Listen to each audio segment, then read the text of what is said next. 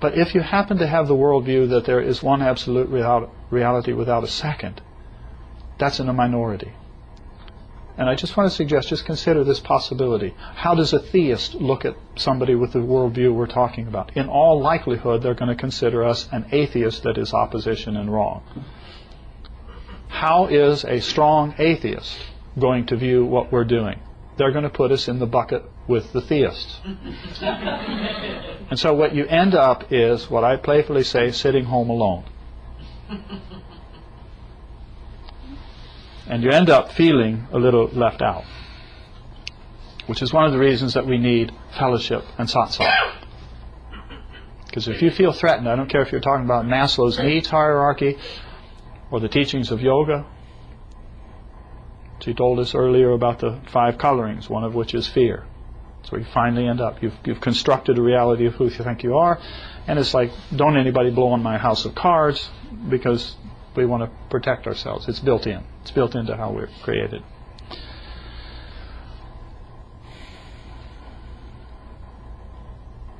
There is a notion, a debate goes on between Darwinianism, or whatever you call, that's saying everything just came out of just matter. It's just something like that. The other end is creationism, sometimes called intelligent design, that says there is an intelligent designer, and his name is God, and footnote, if you don't like my version, then I'm going to kill you, or something like that. Sorry, sarcastic. There's another version, and I play with it just to play with the words. That it's not intelligent design as a being doing something, and it's not just a materialistic universe, but there is intelligence manifesting. But there is consciousness itself that is somehow manifesting as the universe. And for the most part, that's not part of the public debate in America or the world. It gets just not mentioned or left out. And the only place you can find it is when you dig deep into the mystical practices and teachings of any of the known religions of the world. Why do you think they send them off to the deserts and the forests and hang them and burn them and shoot them and all this stuff? Because you're in a minority. And I am not sincerely saying that to say, look at us, we're cool, we're right, and all those other people are screwed up. I'm not saying it to say that. But if you're off the edge of the bell curve, if you're in a minority, you better hang out with some people of approximate mind, or the rest of the world is going to trample over you. I've seen it over and over and over and over. I have wondered in my life of trying to be of service, once I finally knew what this was all about, by grace of somebody or something.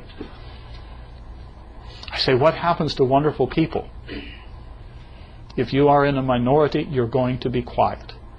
When we were starting this center, when we were talking about this, when the idea first came to me that says we should have a center like this, and some of those conversations started, the question I was posing was this: why is it when we're having a conversation like this in public and somebody walks up, why do you drop the volume of your voice? Something's wrong in our environment. Why is it the monotheists not only don't drop their voice, they raise their voice? I'm not trying to change them. The reason I'm saying this is, please make note, if you know that tendency of what I just said, to drop your voice when you're having a conversation such as we're having here in the presence of somebody else, don't take my word for it, but I'll suggest to you that the reason is fear. It's fear of some social, familial, public consequence. There's a polarity: theism, atheism, yoga, and fear.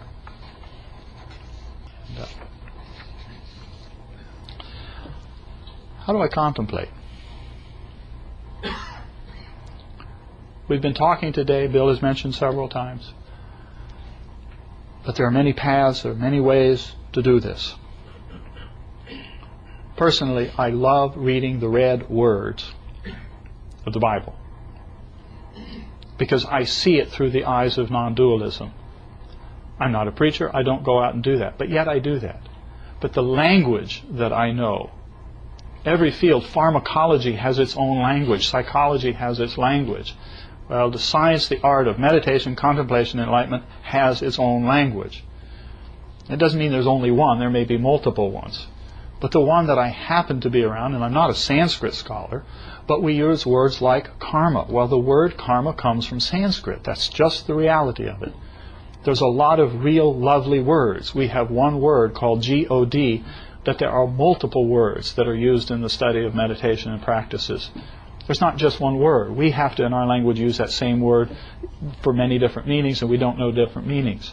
We throw around the word meditation, and we don't realize that there are different words that are used in the science of meditation. So we can get goofed up. You look up in the dictionary contemplation, it's going to say something like meditation. You look up in the dictionary meditation, it's going to say something like contemplation.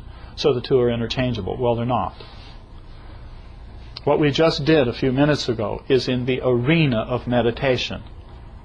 I don't mean it's the only way to meditate, but notice that what we did is we moved attention inward, systematically through levels. If you want to give it a name, call it Raja Yoga meditation. But when I prefaced that, when I started that, I did so by saying that whatever method you follow, you're going to eventually discover that it's a systematic process going from outer to little inner, something along those lines. And I don't care what religion you follow, what culture you're from, this is the way we are designed as beings.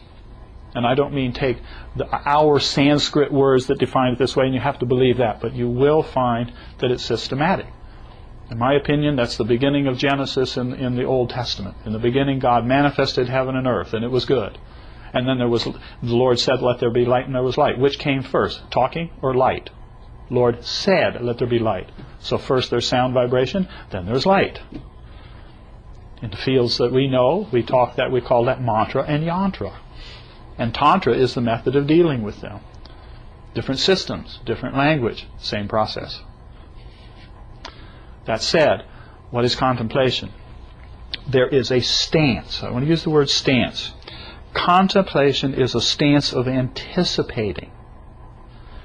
Meditation is a stance of focus. That's what we just did. Prayer is a stance of beckoning. Mantra is a stance of affirming.